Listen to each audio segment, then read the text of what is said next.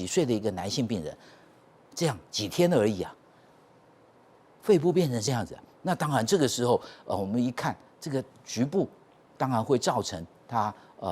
呼吸困难的一个状况，所以赶快送到急诊的时候就要插上管子，然后做了很多的这样的一个处置准备送到加护病房去所以大家会想到这一定是肺炎，肺炎里面造成细菌入侵以后，肺部破坏，然后肺部呼吸的氧气交换的功能没办法进行，这是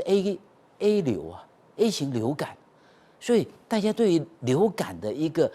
那样的一个重视度，恐怕还是要提升大家的一个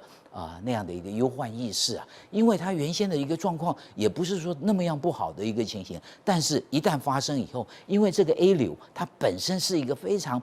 聪明的，它没有大脑，可是显然有时候比我们还聪明它就知道怎么躲过我们的防卫机转，然后就进到我们的这个细胞里面，进去以后，它还有利用我们细胞里面的这个机转可以保护着它，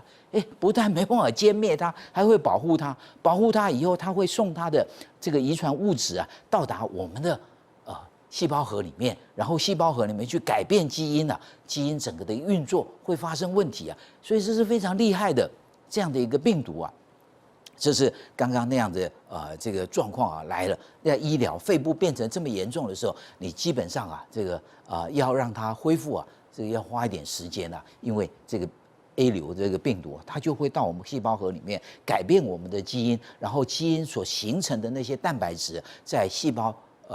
质里面，它就会形成它自己的东西自己的东西以后，它就会组合成 A 型流感的病毒，然后再去破坏。所以你要在这样的一个状况之下，虽然赶快给他这个抗病毒的药物复原过程也是很慢，这个1个礼拜左右，再经过2个礼拜，也就是3个礼拜左右，状况还不是很好，然后再经过在大约要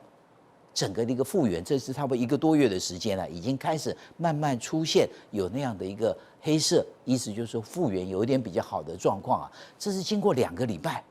2个月的时间所以一个感染，现在我们倒好像觉得并不怎么去重视它的，可能造成如此大的一个肺部的一个破坏，所以该打疫苗的时候不是只是说这个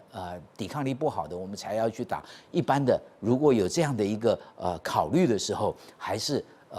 这个需要到医院里面来把这样的一个病毒，这个不只是60几岁，我们在更年轻的20、30岁的一个病人身上也可以看到类似的一个状况。